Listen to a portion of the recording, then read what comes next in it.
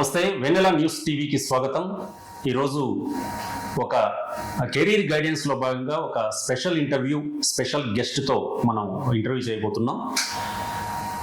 మామూలుగా chartered accountants అనగానే, CA అనగానే చాలామంది స్టూడెంట్స్ కొంత భయానికి గురవుతారు. ఎందుకంటే సిఏ అంటే చాలా ఇష్టం ఉన్నప్పటికీ కూడా సిఏ కోర్స్ అనేది చాలా కష్టం. అసలు మేము పాస్ అవుతామా లేదా, ఒక సబ్జెక్టు తప్పితే మళ్ళీ అన్ని సబ్జెక్టులు రాసి మళ్ళీ పాస్ కావాల్సి ఉంటుంది. ఇట్లాంటి అపోహలు, ఇట్లాంటి చాలామంది భయంతో ఉంటారు. మరి అలాంటి వాళ్లకు కెరీర్ గైడెన్స్లో భాగంగా కొన్ని టిప్స్, ఎట్లా మనం సిఏ కంప్లీట్ చేయొచ్చు, సిఏ కంప్లీట్ అయిన తర్వాత జాబ్ ఆపర్చునిటీస్ ఏముంటాయి, చార్టెడ్ అకౌంటెంట్ అనగానే చాలా గౌరవం ఉంటుంది సమాజంలో కూడా.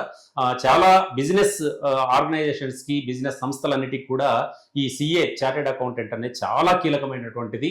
మరి ఇది ఇన్కమ్తో కూడుకున్నటువంటి ఒక జాబ్ ఆపర్చునిటీ కాబట్టి ఎలాగైనా సిఏ కంప్లీట్ చేయాలా. కంప్లీట్ అయిన తర్వాత కూడా చాలామంది మంచి మంచి ఆపర్చునిటీ కోసం చూస్తుంటారు. మరి ఈ రంగంలో ఎలాంటి ఆపర్చునిటీస్ ఉన్నాయి ఏంటనేది ఇప్పుడు చూద్దాం.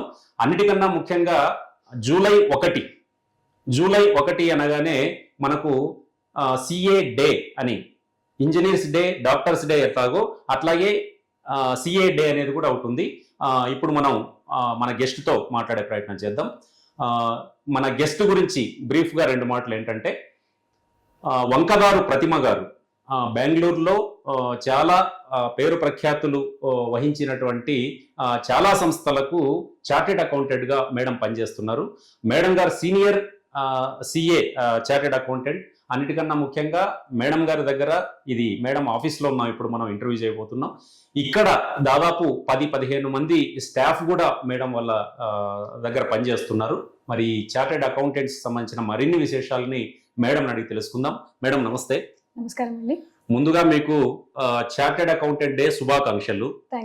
ఎందుకంటే మీరు ఒక మంచి ప్రొఫెషన్, ఇది గోల్డెన్ ప్రొఫెషన్, ఇన్కమ్ తీసుకొచ్చే ప్రొఫెషన్ ఇది. ఈ ప్రొఫెషన్ అంటే చాలా మంది గౌరవిస్తారు, చాలా మంది ఇష్టపడతారు, మేము కూడా ఈ రంగంలోకి రావాలని అనుకుంటారు. మరి మొదట మీరు ఎప్పుడు ఈ రంగంలో ప్రవేశించినారు, ఎప్పుడు సిఏ కంప్లీట్ చేశారు, మీ ఫ్యామిలీ బ్యాక్గ్రౌండ్ విశేషాలు తెలియజేయండి. నమస్కారం అండి. నేను సిఏ 2008 నవంబర్ అటెంప్ట్లో కంప్లీట్ చేశాను. 2009-2010 దాకా ఎంప్లాయ్మెంట్లో ఉన్నాను. 2010లో ప్రాక్టీస్ స్టార్ట్ చేయడం జరిగింది. సో లాస్ట్ 15 ఏళ్ళుగా ప్రాక్టీస్లో ఉన్నాను. అండ్ మాది మిడిల్ క్లాస్ ఫ్యామిలీ. నేను మా బ్రదర్ వల్ల సార్ని చూసి ఇన్స్పైర్ అయ్యాను. 8th స్టాండర్డ్లో డిసైడ్ అయ్యానండి చార్టెడ్ అకౌంటెన్సీ కోర్స్ చేయాలి అని. దాని తర్వాత ఎన్నో ఒడిదుడుకులు ఉన్నాయి. బట్ పెళ్ళయిన తర్వాత అలాగే కంటిన్యూ మా ఆయన, అత్త మామలు, మా అమ్మ నాన్న హెల్ప్తో సిఏ కంప్లీట్ చేయగలిగాను. దాని తర్వాత అందరూ బాగా సపోర్ట్ చేశారు. బాగా సపోర్ట్ చేస్తే ప్రాక్టీస్ స్టార్ట్ చేయడం జరిగింది. తర్వాత అమ్మ నాన్న ఏం చేస్తారు మేడం? ఎక్కడ మా ప్రాపర్ అనంతపూర్. మా ఫాదర్ వచ్చేసి ఫైనాన్స్ అండ్ చిట్స్ చేసేవాళ్ళు. మా మదర్ హౌస్ వైఫ్. అంటే నాన్నగారి నుంచి మీకు కొంత ఈ రంగంలోకి రావడానికి కూడా కొంత, నాన్నగారు ఆడిటర్ ని కలవడము, అసలు ఆడిటర్ అనేది బిజినెస్ వ్యవహారాల వల్ల ఆడిటర్ అనే వాళ్ళు ఏం చేస్తారు అనేది అది నాకు బేస్. బట్ నేను ఇన్స్పైర్ అయ్యింది మాత్రము మా బ్రదర్ వల్ల, సార్ ని చూసి ఇన్స్పైర్ అయ్యాను. ఎక్కడ మేడం సిఏ ఎక్కడ చేశారు మీరు? సిఏ నేను బెంగళూరులో చేశానండి. ఓకే. సో ఇప్పుడు ఇన్ని సంవత్సరాల నుంచి మీరు ఈ రంగంలో ఉన్నారు. ఈ రంగంలోకి వచ్చేటటువంటి స్టూడెంట్స్ చాలా మందికి అసలు ఎలాంటి అవకాశాలు ఉంటాయి, అసలు సిఏని ఎట్లా కంప్లీట్ చేయాలా అనేది ఇవన్నీ తెలియదు చాలా మందికి. అంటే ఇప్పుడు ఇంటర్మీడియట్లో ఏమో కామర్స్ తీసుకుంటారు, సిఈసి గ్రూప్ తీసుకుంటారు, ఆ తర్వాత నెక్స్ట్ సిఏకి వెళ్ళొచ్చా లేదా, తర్వాత మళ్ళీ వేరే గ్రూప్కి వెళ్ళిపోతారు చాలా వరకు. మరి ఎందుకు అట్లా జరుగుతుంది? అసలు అట్లాంటి వాళ్ళకు మీరు ఏం చెప్తారు స్టూడెంట్స్? సిఏ చేయాలి అంటే సిఈసినే తీసుకోవాలి అనేది ఒక అపోహ అండి. ఈవెన్ మ్యాథ్స్ స్టూడెంట్స్ కూడా ఇంటర్ తర్వాత మనకి ఫౌండేషన్ అనేది ఉంటుంది, సిఏ ఫౌండేషన్ అనేది. సిఏ ఫౌండేషన్ రాసి అది పాస్ అయితే సిఏ ఇంటర్, దాని తర్వాత ఫైనల్ అనేది చేయొచ్చు. సిఈసి తీసుకుంటే అడ్వాంటేజ్ ఏమి అంటే మనకి కామర్స్ అనేది చదువుతారు కాబట్టి commerce background, accountancy background related గా ఉంటది, కొద్దిగా హెల్ప్ అవుతుంది. బట్ అలా అని మ్యాథ్స్ స్టూడెంట్స్ చేయకూడదు అనేం లేదు. మ్యాథ్స్ స్టూడెంట్స్ కూడా వాళ్ళకి సిఏ చేయాలి అన్న ఎయిమ్ ఏమన్నా వస్తే వాళ్ళు కూడా చేయొచ్చు. ఈ సిఏ కోర్స్ పూర్తి చేసిన తర్వాత ఎట్లాంటి అవకాశాలు ఉన్నాయి మేడం ఈ రంగంలో? సిఏ కోర్స్ పూర్తి చేసిన తర్వాత ఎయిదర్ ఎంప్లాయ్మెంట్ సైడ్ వెళ్ళొచ్చు, లేదా మన ఓన్ ప్రాక్టీస్ స్టార్ట్ చేసుకోవచ్చు. మన ఓన్ ప్రాక్టీస్ స్టార్ట్ చేసినప్పుడు అడ్వాంటేజెస్ ఏమి అంటే ఒక రంగం కాదు, ఎయిదర్ మ్యానుఫ్యాక్చరింగ్, ఐటీ, ఇలా డిఫరెంట్ రంగాల వాళ్ళతో మనం డీల్ చేస్తాం కాబట్టి అన్ని రకాల రంగాల గురించి మనకి ఫైనాన్సెస్ ఎలా జరుగుతుంది అనేది మనకు అవగాహన వస్తుంది. ఎంప్లాయ్మెంట్ లో కూడా ఆపర్చునిటీస్ ఉన్నాయి. ఎంప్లాయ్మెంట్ లో ఏమి అంటే మనం మ్యానుఫ్యాక్చరింగ్ సైడ్ ఉన్నాము అంటే మ్యానుఫ్యాక్చరింగ్ రిలేటెడ్ అకౌంటెన్సీ మాత్రమే తెలుస్తుంది. ఇన్సూరెన్స్ సైడ్ ఉన్నాము అంటే ఇన్సూరెన్స్ సైడ్ రిలేటెడ్ మాత్రమే తెలుస్తుంది. బట్ రెండు విధాల సిఏ చేసిన వాళ్ళు ఏదైనా ఎంప్లాయ్మెంట్ లో ఉండొచ్చు, లేకపోతే ప్రాక్టీస్ లో ఉండొచ్చు. అసలు ఈ సిఏ అనేది ఎందుకు డిమాండ్ ఉన్న కోర్సుగా మారింది మేడం? అసలు నిజంగానే డిమాండ్ ఉందా? తర్వాత ఈ డిమాండ్ ఏర్పడడానికి కారణాలు ఏంటి? అసలు సిఏ అనగానే ఒక చాలా మందికి ఒక ఏమంటారు, ఒక అవగానే మేము ఏదో డబ్బు సంపాదించేస్తాం, తర్వాత ఈ రంగంలో బాగా పూర్తిగా ఇదైపోవచ్చు అంటే కంప్లీట్ అవగానే వెంటనే మాకు ఆపర్చునిటీస్ వస్తాయనే దీంట్లో ఉన్నారు. మరి ఈ డిమాండ్ గురించి మీరు ఏం చెప్తారు? కోర్స్ ఎందుకు డిమాండ్ వచ్చింది అంటే ఫస్ట్ థింగ్ మనకి అకౌంటెన్సీ సైడ్ మనం కెరీర్ స్టార్ట్ చేసుకోవాలి అంటే మనకు ఉన్నది సిఏ, సిఎస్, సిడబ్ల్యూఏ మాత్రమే. ఈ మూడు కోర్సెస్, ఈ మూడు ప్రొఫెషనల్ కోర్సెస్ కొద్దిగా కష్టమే, బట్ అసాధ్యం అయితే కాదు. ఎందుకంటే నేను పెళ్లి అయిన తర్వాత చేశాను సిఏ, సో అసాధ్యం అయితే కాదు. మన ఎయిమ్ కరెక్ట్ గా పెట్టుకోవాలి, నేను సిఏ చేయాలి అని, ఖచ్చితంగా నేను సిఏ చేయాలి అన్న ఒక ఉద్దేశంతో స్టార్ట్ చేయాలి. ఫెయిల్యూర్ అనేది ఉంటది సిఏలో, దాన్ని పెద్దగా పట్టించుకోకండి, అది నేచురల్ గా ఉంటది. అది నేచురల్. మీకు కూడా ఎదురైందా అది? ఎదురైందండి. నేను నా లైఫ్ లో ఫస్ట్ టైం ఫెయిల్యూర్ చూసింది సిఏలో వచ్చిన తర్వాత. సో అంటే కోర్స్ చేస్తున్నప్పుడు, తర్వాత కోర్స్ చేస్తున్నప్పుడు అంత వరకు నేను టాపర్ లాగా ఉండింటిని. ప్రతి ఇంటర్ లో కూడా నాకు ప్రతిభ అవార్డు వచ్చింది. సో ఫెయిల్ అవ్వడం ఎలా ఉంటది అని రుచి చూడడం సిఏ చేసిన తర్వాతనే చూసాను. సిఏ అయిన తర్వాత సబ్జెక్ట్ ఫెయిల్ అయితే మళ్ళీ అన్ని సబ్జెక్టులు రాయాల్సి ఉంటుంది. నిజమేనా అసలు? అవునండి, అవును. ఎందుకంటే ఇప్పుడు ఒక గ్రూప్ లో 4 సబ్జెక్టులు ఉన్నాయి అంటే 50 మార్క్స్ 40 మార్క్స్ వస్తే పాస్, కానీ టోటల్ అగ్రిగేటెడ్ 200 రావాలి. అందుకు చాలా మటుకు అందులో ఫెయిల్ అవుతారు. అప్పుడు మళ్ళీ రాసినప్పుడు ఈ సబ్జెక్ట్ పాస్ అయ్యి మళ్ళీ ఇంకొక సబ్జెక్ట్ మళ్ళీ రాయాల్సిందే. అగ్రిగేట్ 200 రావాలి. అగ్రిగేట్ 200 వస్తే అది పాస్ అయి ఉన్నట్టు. సిఏ పాస్ అయిన తర్వాత ఎవరు అడగరండి ఎన్నో అటెంప్ట్ మీరు ఆడిటరా కాదా అనేది చెప్తారు. నన్ను ఒక చార్టెడ్ అకౌంటెంట్ ప్రతిమగా చూస్తారు, కానీ సెకండ్ అటెంప్ట్ చార్టెడ్ అకౌంటెంట్ ప్రతిమ అలా ఎవరు ఇది చెయ్యరు. సో సిఏ లో ఫెయిల్యూర్ అనేది రుచి చూడొచ్చు, చూడకపోవచ్చు, బట్ సిఏ లో ఫెయిల్యూర్ అయితే దాని గురించి బాధపడాల్సిన అవసరం లేదు. సిఏ అయిన తర్వాత జనాలు చాలా మంది బయట డబ్బులు అని చెప్పి ఒక అపోహ ఉంది. డబ్బు సంపాదించరు అని చెప్పట్లేదు, బట్ డబ్బుతో పాటు మనకు గౌరవం ఉంటుంది. రేపొద్దున వీళ్ళు ఎవరు అనేది ఒక ఐడెంటిటీ అనేది క్రియేట్ అవుతుంది. మేము ఆంధ్ర నుండి బెంగళూరుకి వచ్చాము. బెంగళూరుకి వచ్చి ఈ రోజు ప్రతిమ అంటే బెంగళూరులో నలుగురికి తెలుసు. ఎందుకు అంటే బికాస్ ఆఫ్ మై ప్రొఫెషన్. అవును, మీ ప్రొఫెషన్ లో పరంగాను, తర్వాత మీరు డీల్ చేసే విధానం గానీ, తర్వాత చాలా కంపెనీస్ తో మీరు టైఅప్ అయ్యి, తర్వాత మీ వర్క్ ఆఫ్ నేచర్ గానీ, మీ కమిట్మెంట్ గానీ చాలా మంది చెప్పారు మాకు. చెప్పడంతో పాటు బెంగళూరులో ఒక టాప్ మోస్ట్ ఎవరైతే ఉన్నారో ఆడిటర్స్ అనగానే మీ పేరు కూడా బెంగళూరులో వినిపిస్తోంది. అట్లాగే ఏపీలో కూడా చాలా మంది అక్కడ ఉన్న వాళ్ళకు కూడా సర్వీసెస్ అవసరమైనప్పుడు మిమ్మల్ని కాంటాక్ట్ చేసే పరిస్థితి ఇప్పుడు ఉంది. మరి ఈ నేపథ్యంలో ఒక సక్సెస్ఫుల్ ఆడిటర్ గా మీరు ఈరోజు ఉన్నారు సొసైటీలో. మరి మిగతా వాళ్ళకు కూడా సక్సెస్ఫుల్ గా రాణించాలంటే మీరు ఏమైనా టిప్స్ చెప్తారా వాళ్ళకు, లేదంటే హార్డ్ వర్క్ ఏంటిది అది? సిఏ అయిన తర్వాత ఎంప్లాయ్మెంట్ లో ఉన్న, ప్రొఫెషన్ లో ఉన్న, మనం చేసే పనిని గౌరవించాలి. ఓకే.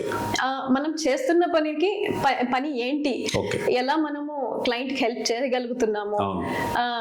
అనేది మనం తెలియజేయగలగాలి. ఓకే. కంప్లీట్ ట్రాన్స్పరెన్సీ ఉండాలి చేసే పనిలో. Yes. From starting till end client కి మేము అన్ని ఇప్పుడు ఈ పొజిషన్ లో ఉంది మీ వర్క్ Okay. అనేది ఇంటిమేట్ చేస్తాము. దాని వల్ల ఏమవుతుంది అంటే క్లయింట్ కి నచ్చింది అంటే అవును, వర్క్ వాళ్ళు satisfy అయినారంటే. రెఫర్ చేస్తారు. Yeah. ఈ రోజు నాకు ఇంతమంది క్లయింట్ బేస్ పెరగడానికి కారణం అదే అండి. మా వర్క్ నచ్చి క్లయింట్ రెఫర్ చేసి through word of mouth publicise అయింది కాబట్టి నాకు ఇంతమంది క్లయింట్ బేస్ అయ్యారు. అంతే కదా, డెఫినెట్ గా. ఇప్పుడు ఆ కాన్ఫిడెంట్ గానీ మీ పైన, మీ పట్ల లేకపోతే కన్నా వాళ్ళు అప్రోచ్ కారు మిమ్మల్ని. Yes. సహజంగా Yes. ఏ బిజినెస్ లో అయినా ఉన్నదే ఇదంతా కూడా. ఏ రంగంలో అయినా కానీ మన హార్డ్ వర్క్, మన కమిట్మెంట్ అనేది కంపల్సరీ ఇంపార్టెంట్ అవుతుంది. టాలెంట్ తర్వాత. టాలెంట్. ఓకే. తర్వాత ఈ సిఏ స్టూడెంట్స్ కు మీరు ప్రధానంగా ఇచ్చేటటువంటి సలహాలు ఏంటి మేడం? అదే ముందుగా చెప్పినట్టు ఫెయిల్యూర్ అయితే మీరు స్టాప్ చేయకండి. ఒక ఎయిమ్ తో మీరు చదువుకోవాలి. ఎయిమ్ తో చదువుకుంటే ఏదైనా సాధించగలరు. దానికి ఎగ్జాంపుల్ నేనే. పెళ్ళైన తర్వాత చేశాను. చాలా మంది పెళ్ళైన తర్వాత ఈ అమ్మాయి ఏం చేస్తుంది, ఏదో జాయిన్ అయ్యింది అని చెప్పి చాలా మంది సో నేను చేయగలిగాను అంటే ఎవరైనా చేయగలరు. సో ప్రతిమ అనేది ఒక బ్రాండ్ నేమ్ సిఏ దీంట్లో ఇట్లా అయిపోయింది. అట్లాగే మీలాగే మిగతా స్టూడెంట్స్ కూడా మిమ్మల్ని ఇన్స్పిరేషన్ గా తీసుకున్న వాళ్ళు ఉన్నారా ఎవరన్నా కానీ? ఉన్నారండి, చాలా మంది తీసుకున్నారు. నేను ఒకరిని చూసి ఇన్స్పైర్ అయినట్టు నన్ను చూసి కొంతమంది ఇన్స్పైర్ అయ్యి సిఎస్ అయ్యారు. మా బావగారి కూతురు గాని, మా ఆర్టికల్స్ గాని వాళ్ళు మధ్యలో వదిలేయాలి అని కూడా అనుకున్నారు కొంతమంది. దాని తర్వాత నేను చాలా ధైర్యం చెప్పాను, మీరు వదలకండి, మధ్యలో వదిలేస్తే మనం అటు కాకుండా ఇటు కాకుండా అయిపోతాం. ఎందుకంటే సిఏ అనేది చాలా ఇంపార్టెంట్ రోల్ ప్లే చేస్తుంది. మన పేరు ప్రతి బిజినెస్ కి చార్టర్డ్ అకౌంటెంట్ అనేది కావాలి. ఇప్పుడు డే టు డే లో చాలా మార్పులు జరుగుతున్నాయి. అందులో కూడా మేము చాలా ఇంపార్టెంట్ రోల్ ప్లే చేస్తామండి. ఓకే. తర్వాత ఇప్పుడు చాలా వరకు ఏముంటున్నాయంటే మేడం, కార్పొరేట్ వ్యాపార రంగాలు బాగా విస్తృతంగా అభివృద్ధి చెందుతున్నాయి. మరి ఇలాంటి పరిస్థితుల్లో మారుతున్న కాలానికి అనుగుణంగా ఈ సిఏ రంగంలో కూడా ఏమైనా మార్పులు వస్తున్నాయా? మీ అబ్జర్వేషన్స్ ఏంటి? ఇప్పుడు సిఏ కోర్స్ లోనే చాలా మార్పులు వచ్చాయండి. మేము చదివిన టైంకి ఇప్పుడు పిల్లలు చదువుతున్న సబ్జెక్ట్స్ కొన్ని మారాయి. సో మార్పు అనేది సహజం. మనకి చాలా కార్పొరేట్స్ ఇప్పుడు ఇండియాకి వస్తున్నాయి, చాలా ఎంఎన్సీస్. దాని వల్ల కొన్ని ట్రాన్స్ఫర్ ప్రైజింగ్ ఇటువంటివన్నీ మనకి నేర్చుకోవాల్సి వస్తుంది. అంటే మీరు చాలా వరకు కోట్ల రూపాయల బిజినెస్ జరిగేటటువంటి సంస్థలతో, కార్పొరేట్ వాటితో మీరు టైఅప్ అవుతుంటారు, అంటే మీ వర్క్ వాళ్ళకి చేస్తుంటారు. మరి అలాంటివి బెంగళూరు కేంద్రంగా మీరు అట్లాంటి వాటిని ఎన్నిటిని మీరు చూస్ చేసుకుంటారు, లేదా వాళ్ళే మిమ్మల్ని అప్రోచ్ అవుతారా, లేదా మీరేమన్నా వాళ్ళని కాంటాక్ట్ అవుతారు? ఎట్లా ఉంటుంది మీ కమ్యూనికేషన్? మా ప్రొఫెషనల్ ఎథిక్స్ ప్రకారం మేము అడ్వర్టైజ్మెంట్ చేసుకోలేమండి. సో చేయకూడదని ఉందా? రూల్ ఉంది. మేము యాజ్ ఎ చార్టర్డ్ అకౌంటెంట్ మమ్మల్ని మేము మార్కెట్ చేసుకోలేము, ప్రాజెక్ట్ చేసుకోలేరు. మన వర్క్ నచ్చి రెఫరెన్సెస్ వస్తాయి. రెఫరెన్సెస్ వచ్చినప్పుడు మనం వెళ్ళి మీట్ అవ్వాలి, లేకపోతే క్లయింట్ వచ్చి మీట్ అవుతారు. దెన్ మనం క్లయింట్ అండర్స్టాండ్ చేసుకుంటాము, వాళ్ళ వర్క్ ఏంటి. అంతేలేండి, ఇప్పుడు నా వర్క్ మీరు కంప్లీట్ చేశారు సక్సెస్ఫుల్ గా, అప్పుడు నేను సాటిస్ఫై అవుతాను, ఇంకొక 10 మందికి చెప్తాను నేను. అవునండి, అలా మౌత్ పబ్లిసిటీ. ఎందుకు మేడం అట్లా మిమ్మల్ని మీరు ఫోకస్ చేసుకోకూడదు అనేది ఎందుకు, ఆ నిబంధన ఎందుకు ఉంది ఇందులో? అంటే చాలా వరకు ఉండదు కదా అట్లా. లేదండి, అన్ని ప్రొఫెషనల్ బాడీస్ లో ఇది ఉంటది. మేము అడ్వర్టైజ్ చేసుకోకూడదు అనేది ఉంటది. ఇన్ కేస్ మేము అడ్వర్టైజ్ చేసుకుంటున్నాము అంటే డబ్బులు ఉన్న వాళ్ళు ఎక్కువ అడ్వర్టైజ్ చేసుకొని క్లయింట్స్ తెచ్చుకోగలరు. సో ఈక్వాలిటీ కోసం ఈ ప్రొఫెషనల్ చేయకూడదు అనేది ఏం లేదు కదా, అట్లా చేసుకోకూడదు అనేది చేయకూడదు. మేము అడ్వర్టైజ్ చేసుకోకూడదు. అది ప్రొఫెషనల్ ఎథిక్స్. అవునండి, అది అగైన్స్. కానీ చాలా వాటిలో నేను చూడలేదు అసలు, ఎవరికి వాళ్ళుగా చేస్తున్నారు కానీ ఈ సిఏ రంగంలో మాత్రమే ఆ ఎథిక్స్ కనిపిస్తుంది అసలు. ఈక్వాలిటీ కోసం అండి. అవును, ఓకే. అంటే ఏ రకమైన ఈక్వాలిటీ మేడం దానికి సంబంధించి? ఇప్పుడు నా దగ్గర డబ్బులే లేవు, బట్ సిఏ చేయగలిగాను. ఇంకొక అతని దగ్గర డబ్బులు ఉన్నాయి, బాగా డబ్బులు ఉన్నాయి, సిఏ చేశాడు, అడ్వర్టైజ్ చేసి 100 క్లయింట్లను తెప్పించుకోగలడు. నేను డబ్బులు స్పెండ్ చేయలేను. సో ఆ ఈక్వాలిటీ ఉండాలి అనేసి మాకు ఈ ప్రొఫెషనల్ ఎథిక్స్ లో ఈ క్లాస్ పెట్టారండి. ఓకే. తర్వాత మేడం మనకు ఇదేది మీరు పూర్తి స్థాయి ఆడిటర్గా ఇప్పుడు మనకు సొసైటీలో ఉన్నప్పుడు మీకు ఎక్కడైనా కానీ ఈ కోర్స్ వదిలేద్దాం, లేదంటే చదివేటప్పుడు కానీ లేదా ఈ రంగం వదిలేద్దాం అని చెప్పి ఆ తర్వాత అయినా కానీ మీకు ఎప్పుడన్నా అనిపించింది? అంటే రిస్క్ అని కానీ లేకపోతే అంటే ఫ్యామిలీ పరంగా కాదు కానీ ఈ సొసైటీ పరంగా అంటే డిఫరెంట్ వ్యక్తులతో మీరు కమ్యూనికేట్ అవుతూ ఉంటారు కదా, అలాంటి సందర్భంలో మీకు ఏమైనా ఇబ్బంది కలిగించిందా ఈ రంగంలో, ఎదురైందా? లేదండి, నాకైతే ఇప్పటి వరకు చదువుకున్నప్పుడు కానీ ప్రాక్టీస్ లో కానీ నాకు ఏ రోజు నేను ఇది వదిలేయాలి అనిపించలేదు. నేను చదువుకునేటప్పుడు ఎంజాయ్ చేస్తూ చదువుకున్నాను, ప్రాక్టీస్ కూడా నేను ఎంజాయ్ చేస్తూ ప్రాక్టీస్ చేస్తున్నాను. ఓకే, సో ఇష్టపడి చేస్తున్నారు కాబట్టి ఈ రంగం ఇబ్బంది అనిపించలేదు. అవునండి. ఓకే, అంటే మీకు ఏమైనా ఇన్స్పిరేషన్ కలిగించిన వ్యక్తి ఎవరు మేడం ఈ రంగం మీద? అన్బల్గన్ అనేసి ఒక చార్టర్డ్ అకౌంటెంట్ ఉన్నారు. ఓకే, ఇక్కడ బెంగళూరులో. ఓకే, మా బ్రదర్ అతని దగ్గర ఆర్టికల్స్ చేసేవాళ్ళు. ఆయనని చూసి బాగా ఇన్స్పైర్ అయ్యా 8th స్టాండర్డ్ లో. లేదు, నేను చేస్తే చార్టర్డ్ అకౌంటెంటే చేయాలి, ఇంకా వేరే ఆప్షన్ లేదండి, అదొకటే ఉండింది నాకు, చార్టర్డ్ అకౌంటెంటే కావాలి. ఓకే, నేను అంటే మీకు ఊహ తెలిసిన తర్వాత అంటే 9th 10th స్టాండర్డ్ అయిపోయిన తర్వాత అప్పటి నుంచి ఉందా? 8th స్టాండర్డ్ లో డిసైడ్ అయ్యానండి నేను చార్టర్డ్ అకౌంటెంట్ అవ్వాలి అని. ఓకే, దాని వల్లనే నేను సిఈసి తీసుకున్నాను. అదర్వైజ్ ఎంపీసీ గానీ బైపీసీ గానీ తీసుకొని నేను ఇది కాలేదు అంటే అది అయ్యేదాన్నేమో నాకు తెలియదు, బట్ నేను అదైతే ఆప్షన్ పెట్టుకోలేదు. ఒకటే గోల్ ఉంది. ఒకటే గోల్, నా పేరు పక్కన చార్టర్డ్ అకౌంటెంట్ రావాలి. ఓకే, చాలా వరకు ఉంటుంది కదా పేరు పక్కన ఎంబీబీఎస్ అనో లేదంటే ఇట్లా రావాలని బీటెక్ అనో ఇట్లని. సో మీరు సిఏ అనేది మీకు రావాలనేది మీ చిన్నప్పటి నుంచి, కాబట్టి మీరు దాన్ని బాగా దశల వారీగా మీరు కష్టపడ్డారు, కృషి చేశారు, ఈ స్థాయికి వచ్చారు. మరి మీకు మీ దగ్గర ఇప్పుడు చాలా మంది ట్రైనీ ఆడిటర్స్ పనిచేస్తుంటారు, చార్టర్డ్ అకౌంటెంట్స్ ఎంతమంది పనిచేస్తున్నారు? వాళ్ళకు మీరు ఏమైనా గైడెన్స్ ఇట్లా ఇస్తుంటారా? తర్వాత వాళ్ళు ఇంకా డెవలప్ కావడానికి మీరు ఎలాంటి సలహాలు సూచనలు ఇస్తారు? నా దగ్గర అరౌండ్ 10 మంది దాకా పనిచేస్తున్నారండి.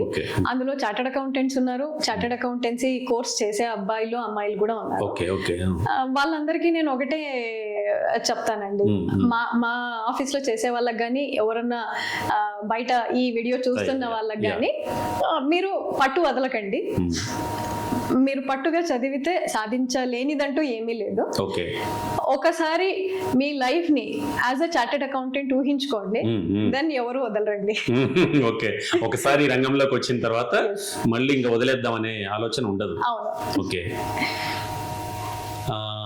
మనకు చాలా వరకు డాక్టర్స్ డే తెలుసు, ఇంజనీర్స్ డే తెలుసు, ఇంకా చాలా రకాల డేస్ తెలుసు, కానీ ఈ సిఏ చార్టెడ్ అకౌంటెంట్స్ అనే డే కూడా ఒకటి ఉంది. మరి అది ఎట్లా వచ్చింది, దాని బ్యాక్గ్రౌండ్ ఏమన్నా మీకు తెలిస్తే బ్రీఫ్ గా చెప్పండి.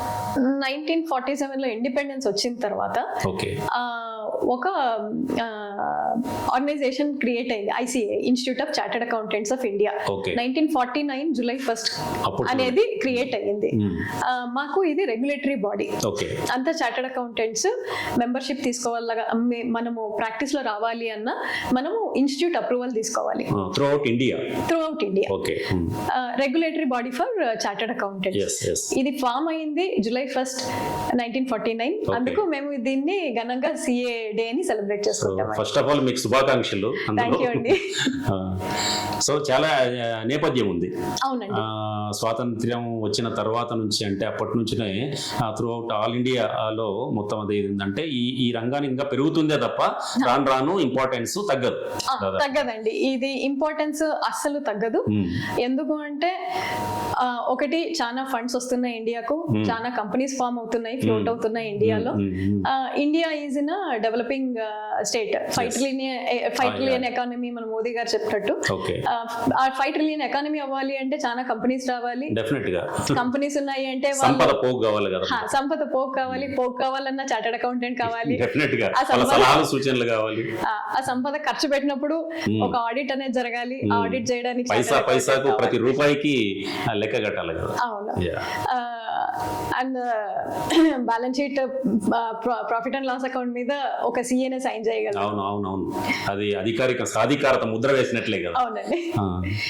సో ఇది ఫ్యూచర్ అనేది పెరగడమే గానీ తగ్గడం అనేది ఏమీ లేదు. లైక్ మనము వేరే ప్రొఫెషన్స్ తో కంపేర్ చేస్తే వాళ్ళకి అట్లీస్ట్ లే ఆఫ్స్ అనేది ఉంటాయి. బట్ ఒకసారి చార్టర్డ్ అకౌంటెంట్ చేసి either ప్రొఫెషన్ లో ఉన్నా ఎంప్లాయ్మెంట్ లో ఉన్నా మనకి ఉద్యోగం పోతుందేమో అన్న టెన్షన్ అయితే ఉండదు కదా. అంతే కదా. మీ అబ్జర్వేషన్ లో మేడం ఈ రంగంలోకి వస్తున్న వాళ్ళ సంఖ్య పెరుగుతోందా, రాను తగ్గుతోందా? ఈ మధ్య తగ్గుతుందండి. అది మరి ఒక అంటే చాలా భయం అనేది ఉంటది పిల్లలకి. ఎందుకు నేను ఫెయిల్ అయితే అలా, ఫ్యూచర్ ఏమైతుందో, రిస్క్ ఎందుకు తీసుకోవడము అని.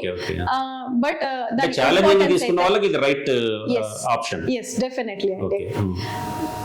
బట్ ఫ్యూచర్ అయితే చాలా బ్రైట్ గా ఉంటది. ఓకే. చాలా వరకు ఇప్పుడు ఈ సిఏ అనగానే డబ్బు సంపాదించే రంగం, ఇది బాగా డబ్బులు వస్తున్నాయంట కాబట్టి సిఏ చేయమని పేరెంట్స్ కొంతమంది చేయొచ్చు. తర్వాత స్టూడెంట్స్ కూడా చాలా వరకు స్టూడెంట్ దశలోనే వాళ్ళు కూడా ఈ వైపు ఆకర్షితులయ్యే పరిస్థితి ఇది ఉంటుంది. ఎంతవరకు నిజం అసలు ఇది? నిజంగా డబ్బులు రావంటే ఏం చేయాలా? వీళ్ళలో టాలెంట్ ఉండాలనా, లేదంటే సిఏ అయిపోగానే ఆ రంగంలోకి ఎంటర్ కాగానే వచ్చేస్తాయి డబ్బులు? ఏంటి అసలు మీ ఎక్స్పీరియన్స్? ఎంటర్ అవ్వగానే డబ్బులు అయితే రావండి. దానికి చాలా కష్టపడాలి డబ్బులు రావాలన్నా గానీ. మన హార్డ్ వర్క్ తో మనం మన సీనియర్స్ ని మెప్పించగలగాలి. దెన్ మనల్ని మనం ప్రూవ్ చేసుకోగలగాలి. జస్ట్ ఒక సిఏ డిగ్రీతో డబ్బులు అయితే రావండి. చాలా కష్టపడాలి డబ్బులు రావాలి అంటే. డబ్బులతో పాటు మర్యాద, మనకంటూ ఒక రెస్పెక్ట్ అనేది సొసైటీలో, మనకంటూ ఒక నేమ్ సొసైటీలో క్రియేట్ అవుతుంది. తర్వాత ఈ సిఏ చార్టర్డ్ అకౌంటెంట్స్ అసోసియేషన్ కూడా మీరు ఒక స్థాయి మీకు డెసిగ్నేషన్ ఉన్నట్లుంది మేడం, అక్కడ పనిచేస్తున్నారు? లేదండి, మాదొక ట్రస్ట్ ఉంది. ట్రస్ట్ లో నేను ట్రెజరర్ లాగా వర్క్ చేస్తున్నాను. Trust only exclusively for chartered accountants. Okay. Accountants వీళ్ళందరికీ కూడా ఒక యూనియన్ అంటే యూనియన్ కాదు కానీ అట్లాంటివి ఉన్నాయి కదా ఇక్కడ? ఉన్నాయండి. బెంగళూరు బ్రాంచ్ అనేది ఉంది. బ్రాంచ్ కాకోకుండా Karnataka state chartered accountants the ఒక డిఫరెంట్ యూనియన్స్ ఉన్నాయి. మన మేమేం దేవుళ్ళం కాదు, మాకు కూడా కష్టాలు వస్తాయి. ఐటీ రిటర్న్ ఫైల్ చేసినప్పుడు ఏదో ఇష్యూస్ వస్తాయి. అప్పుడు మమ్మల్ని రిప్రజెంట్ చేయడానికి ఈ బాడీస్ పని. డెఫినెట్ గా అంతే కదా. అసలు మీరు లీగల్ ఇష్యూస్ ఏమన్నా ఎదుర్కొన్నారా మీ లేదండి? దేవుడి దయ వల్ల లేదు. ఓకే. అంటే జెన్యూన్ గా ఉన్నప్పుడు ఏమి ఉండదు. జెన్యూన్ గా ఉంటే ఏ ప్రొఫెషన్ లో ఉన్నా మనకి లీగల్ ఇష్యూ అనేది రాదండి. కానీ నాకు ఒక డౌట్ ఉంది మేడం, అది క్లియర్ చేయాలి మీరు. చాలా మంది ప్రేక్షకులకు కూడా, వెన్నెల టీవీ ప్రేక్షకులకు, బయట సొసైటీలు చాలా మందికి అదేంటంటే, ఇప్పుడు ఆడిటర్స్ అనగానే నష్టాల్లో ఉన్న కంపెనీ కావచ్చు, లేదా ఆ కంపెనీ సక్సెస్ఫుల్ గా రన్ కావడానికి చాలా రకాల అక్రమాలతో కూడిన ఫైల్స్ వస్తాయి వాళ్ళ దగ్గరికి. ఆ ఫైల్స్ లో అన్నింటిలో కూడా వీళ్ళు ఉన్నవి లేనివన్నీ కలిపేసి మొత్తం సంతకాలు చేసేసి దాన్ని ఏదో చేసేసి సరిగా నడవని కంపెనీస్ వీటిని కూడా బాగా సక్సెస్ఫుల్ గా రన్ అవుతున్నాయని చెప్పి వీళ్ళు ఏదో ఒక తప్పుడు సర్టిఫికేట్స్ ఇచ్చేసి ఇది చేస్తుంటారు డబ్బు కోసం అనే ఒక అపోహ అనుకోవచ్చా, లేకపోతే అది ఫ్యాక్ట్ తెలియదు నాకైతే. అంటే నాకు కూడా ఉన్న ఒక డౌట్ ఇది. మరి యాజ్ ఏ ఆడిటర్ గా మీరు ఏం చెప్తారు ఈ విషయంలో? ఇది ఖచ్చితంగా అపోహ. మైట్ బి లక్షలో ఒకరు చేసి ఉండొచ్చేమో, బట్ నేను 15 years నుండి ప్రాక్టీస్ లో ఉన్నాను. నేనైతే ఏది ఇంతవరకు అలాంటి కంపెనీలు అయితే నేనేమి ఇది చేయలేదు. సో ఒకరు చేసిన తప్పు వల్ల ఎంటైర్ ప్రొఫెషన్ దాన్ని బ్లేమ్ తీసుకుంటా ఉందండి. ప్రతి రంగంలోనూ ఉంటాయి కొన్ని లూప్ హోల్స్ ఉంటాయి డెఫినెట్ గా. నాకున్న డౌట్, పర్సనల్ డౌట్ ప్లస్ చాలా మందికి కూడా ఉన్నది. ఏదన్నా ఒకటి ఇది వచ్చిందంటే లీగల్ ఇష్యూ, ఇంకోటి వచ్చిందా పలానా ఆడిటర్ దగ్గరికి వెళ్ళిపోండి చేసి పెట్టేస్తారు మీకు అనే ఒక ఇది ఉంటుంది. అలా అయితే ఏం లేదండి. ఓకే. తర్వాత మీరు ఇంకా ఈ ప్రొఫెషన్కి సంబంధించి ఈ ప్రొఫెషన్ గ్రేట్నెస్ గురించి కానీ లేకపోతే మీకున్న ఎక్స్పీరియన్స్ నుంచి ఇంకా ఏం చెప్పదలుచుకున్నారు ఫైనల్గా ఈ ఎడ్యుకేషన్ ఇన్స్టిట్యూట్స్కి కానీ తర్వాత వాళ్ళని పిల్లలు తయారు చేస్తారు వాళ్ళు ఇప్పుడు కొత్తగా 10th క్లాస్ అయిపోయి ఇంటర్మీడియట్ అయిపోయి వచ్చేటటువంటి స్టూడెంట్స్ పేరెంట్స్కి మీరు ఏం చెప్పదలుచుకున్నారు? ఇంటర్ అయిపోయే వాళ్ళకి లేకపోతే సిఏ ప్రొఫెషన్ తీసుకోవాలి అనుకున్న వాళ్ళకి ఆంధ్రాలో మనమంతా చాలా హార్డ్ వర్కింగ్ అండి, చాలా హార్డ్ వర్కింగ్, ఇంటెలిజెంట్. బట్ ఒకే ఒక దగ్గర ఎక్కడ ల్యాక్ అవుతాము అంటే కమ్యూనికేషన్. ఆ కమ్యూనికేషన్ ఎడ్యుకేషనల్ ఇన్స్టిట్యూట్స్ కూడా ఆ కమ్యూనికేషన్ ఎప్పుడైతే మీరు స్ట్రాంగ్ చేయగలరో స్టూడెంట్స్ ని మనము వేరే లెవెల్లో ఉంటామండి. డెఫినెట్ గా కమ్యూనికేషన్ స్కిల్స్ చాలా అసలు వెనకబడిపోయిన సందర్భాలు కూడా ఉన్నాయి. దాంతో అంటే నాట్ ఓన్లీ సిఏ వేరే అన్నిట్లోనూ కూడా ఆ పరిస్థితి ఉంది. నేను పర్సనల్ గా కమ్యూనికేషన్ స్కిల్స్ లేకపోవడం వల్ల కొద్దిగా ఇబ్బంది పడ్డాను ఇనీషియల్లీ. ఎప్పుడైతే మనము ఇంగ్లీష్ లో కమ్యూనికేట్ చేయాలి, ఎన్ఆర్ఐ క్లయింట్స్ కావచ్చు లేకపోతే కార్పొరేట్స్ కావచ్చు, నేను నా ప్రాక్టీస్ ద్వారా నేను నా కమ్యూనికేషన్ ని ఇంప్రూవ్ చేసుకోగలిగానండి. అది ఎడ్యుకేషనల్ సిస్టమ్ లోనే పార్ట్ లాగా చేస్తే చాలా హెల్ప్ అవుతుందండి. ఓకే మేడం, ఇంకొకటి ఇప్పుడు మనం ఎక్కడికి పోయినా ఏ చిన్న వస్తువు కొన్నా జిఎస్టి అనే ఒక మాట వినబడుతుంది. ఆ జిఎస్టి పే చేయాల్సిందే తప్పకుండా అనే ఒక సెంట్రల్ గవర్నమెంట్ కూడా ఒక రూల్ తీసుకొచ్చి ఇది చేసింది. దాని నుంచి వచ్చే ఇన్కమ్ అనే మాట పక్కన పెడితే చాలా మంది దాని నుంచి సఫర్ అవుతున్నారా?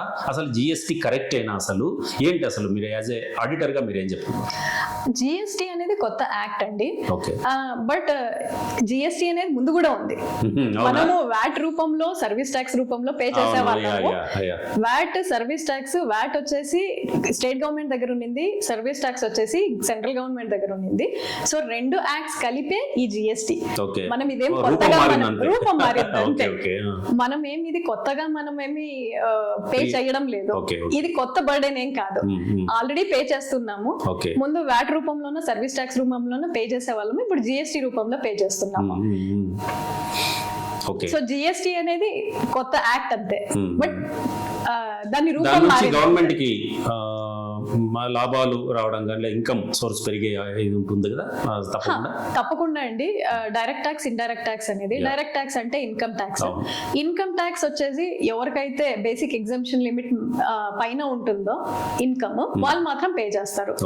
అదే జిఎస్టి అనుకోండి, జిఎస్టి ప్రతి ఒక్కరూ పే చేస్తాం. మీరు పే చేస్తారు, నేను పే చేస్తాను. ఒక సోప్ కొన్నా గానీ దాని మీద జిఎస్టి ఉంటుంది. అలా indirectly entire population is contributing taxes to India. అంటే ఇది కామన్ మ్యాన్ కు భారం అనిపించదా మేడం జిఎస్టి? అదే చెప్పాను కదండి, ఇంతకు ముందు వ్యాట్ రూపంలో పే చేసే వాళ్ళము, అది కనిపించేది కాదు. ఇప్పుడు జిఎస్టి కనిపిస్తుంది, డైరెక్ట్ గా కనిపిస్తుంది కాబట్టి కళ్ళ ముందు అనిపిస్తుంది. ఓకే. తర్వాత ఈ ఇన్కమ్ ట్యాక్స్ చాలా మంది పే చేయకుండా కొంత ఇది చేస్తూ ఉంటారు. అసలు మరి అలాంటి వాటిని పే చేయకుండా ఉండడానికి అంటే మీ ప్రమేయం, అంటే ఆడిటర్స్ ప్రమేయం ఏమైనా ఉంటుందా అందులో? అంటే తప్పించుకోవడానికి, అట్లా తప్పించేలా చేయడానికి మీ ప్రొఫెషన్ ఏమన్నా అట్లాంటిది ఏమైనా ఉంటుంది? అది కూడా ఇప్పుడు అలా అంతా ఏం లేదండి. ఎందుకంటే government of India annual information summary అని కొత్త ఇది స్టార్ట్ చేసింది. అందులో almost 35 to 40 kinds of transactions reflect అవుతాయి. మన పాన్ లింక్ అయిపోయి ఉంటుంది, ఆధార్ పాన్ లింక్ అయి ఉంటుంది కాబట్టి మనం ఏ ట్రాన్సాక్షన్ చేసినా గవర్నమెంట్ ఆఫ్ ఇండియాకి తెలుస్తుంది. సో ఇప్పుడు ఎగ్జాంపుల్, మీరు క్రెడిట్ కార్డ్ ఉంది, మీ క్రెడిట్ కార్డ్ తో 10 lakhs వైప్ చేశారు, మీరు ₹1 కూడా ఇన్కమ్ ట్యాక్స్ పే చేయట్లేదు గవర్నమెంట్ కి. Government knows everything. మీకు ఒక నోటీస్ వస్తుంది, నీకు ఇంత 10 లక్షలు ట్రాన్సాక్షన్ చేశావు, ఈ 10 లక్షలు పే చేయడానికి నీకు ఇన్కమ్ సోర్స్ ఏంటి? సో ఏదో మొత్తానికి అయితే ఒక అబ్జర్వేషన్ అయితే ఉంటుంది, డెఫినెట్లీ ఎకనామికల్ ఇష్యూస్ మీద. అలా ఇప్పుడు చాలా మటుకు చాలా మంది ఐటీ రిటర్న్స్ ఫైల్ చేసే బ్రాకెట్ లో వస్తున్నారు. ఓకే. ఇండియాలో కూడా చాలా మందికి సెంట్రల్ గవర్నమెంట్ కూడా, మోదీ గారు కూడా దృష్టి పెట్టారు దానిపైన. ఎవరెవరైతే ఈ ఇన్కమ్ ట్యాక్స్ ఎగ్గొట్టి ఇది చేస్తున్నారో వాళ్ళందరినీ కూడా మొత్తం ముక్కుపిండి వసూలు చేసే ఒక ప్రక్రియ శ్రీకారం చుట్టారు. నిజానికి ఇది ఆహ్వానించదగిన పరిణామం కూడా. అవునండి, అవును, ఎందుకంటే అది ఒకరు ట్యాక్స్ పే చేసి 10 మంది కూర్చొని తింటే అది న్యాయం కాదు. అవును అవును, పైగా నష్టం కూడా దాని గురించి నష్టం కూడా, ప్లస్ జీడిపిలో పార్ట్ అవ్వదు. మనం క్యాష్ లో బిజినెస్ చేసినా, క్యాష్ లో ట్రాన్సాక్షన్స్ చేసినా. Okay, right. ఈ సిఏ రంగం అనేది ఎంత ఇంపార్టెన్స్ ఉంది దీనికి, తర్వాత ఈ సిఏ రంగంలో అంకిత భావంతో పనిచేస్తే ఎంత మంచి లాభాలు ఉంటాయి, తర్వాత స్టూడెంట్స్ కానీ ఇప్పుడు present already upcoming chartered accountants కానీ వాళ్ళ ప్రొఫెషన్లో ఎదగడానికి ఎలాంటి మెలకువలు పాటించాలి, ఈ విషయాలన్నింటినీ కూడా జిఎస్టికి సంబంధించి కానీ ఇంకా చాలా విషయాల్ని మనతో ప్రతిమ మేడం గారు పంచుకున్నారు. వారు చెప్పినటువంటి టిప్స్ ఫాలో అయితే లేదంటే ఆ రంగంలో ఎదగడానికి వారి సలహాలు సూచనలు పాటిస్తే డెఫినెట్గా ఒక మంచి భవిష్యత్తు ఉంటుంది, ఒక గొప్ప స్థాయికి కూడా వెళ్ళొచ్చు, మన మీద మనకు కాన్ఫిడెన్స్ వస్తుంది అనే విషయాల్ని మనకు ఈ ఇంటర్వ్యూలో మేడం గారు పంచుకున్నారు. Thank you very much madam, మీరు మీ విలువైన సమయాన్ని మాకు కేటాయించారు. చాలా విషయాల్ని, మామూలుగా ఆడిటింగ్ రంగం అంటే చాలా మందికి అవగాహన ఉండదు, చాలా వరకు అవగాహన ఉండదు, కామన్ బయట వాళ్ళకి కూడా ఎవరికి కూడా. అసలు మీ రంగంలో ఉన్న వాళ్ళకైతే కొంత పర్లేదు, కానీ చాలా మంది జర్నలిస్టులకి, మాలాంటి వాళ్ళకి చాలా మందికి కూడా చాలా విషయాలు తెలియదు. చాలా విషయాలు మీరు మాతో షేర్ చేసుకున్నారు. చాలా థ్యాంక్స్. మరొకసారి మీకు చార్టెడ్ అకౌంటెంట్ డే శుభాకాంక్షలు. థ్యాంక్ యూ సో మచ్ అండి. Thank you everyone. రైట్, ఇది వంకాదారు ప్రతిమ మేడం గారితో స్పెషల్ ఇంటర్వ్యూ. మరో మంచి ఇంటర్వ్యూతో మరో వారం కలుద్దాం.